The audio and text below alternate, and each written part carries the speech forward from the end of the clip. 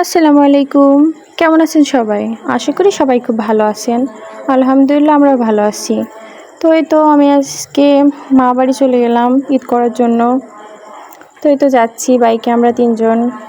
এই তো আমার মেয়েটা উঠে বসে আছে তার বাবার সঙ্গে।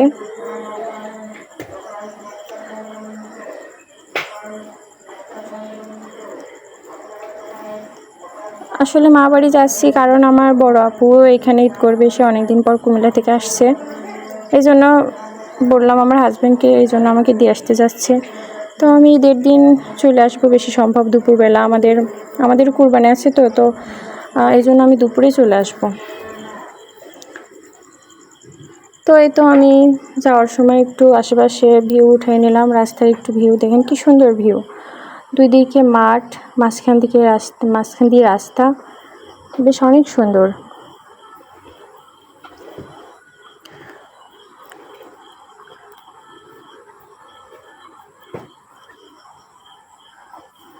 আর একটু বাইকের উপর বসে নিজেকেও একটু ভিডিও করে নিলাম।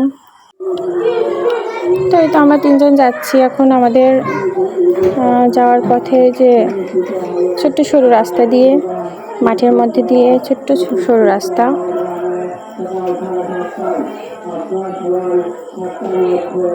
গ্রামের রাস্তা।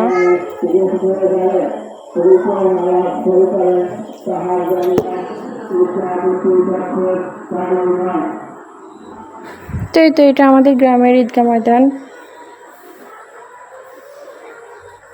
তো এই তো প্রায় বাড়ির কাছাকাছি চলে আসছি, আমার বাবার বাড়ির কাছাকাছি।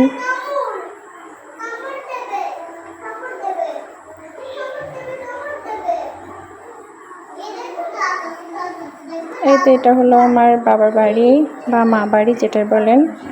চলে আসলাম। তো এই তো আমি চলে আসছি মা বাড়ি। আলহামদুলিল্লাহ এবার বাবা মা ভাই বোনদের সঙ্গে ঈদ করতে পারতেছি। আসলে বিবাহিত মেয়েদের বিয়ের পরে বাবা মার সঙ্গে ঈদ করার ফিলিংসটাই আলাদা। যারা করবেন তারা অবশ্যই বুঝবেন। তো সবাই ভালো থাকবেন, সুস্থ থাকবেন, সবার ঈদ ভালো কাটুক এই দোয়া করি আল্লাহর কাছে। সবাইকে ঈদ মোবারক। আল্লাহ হাফেজ।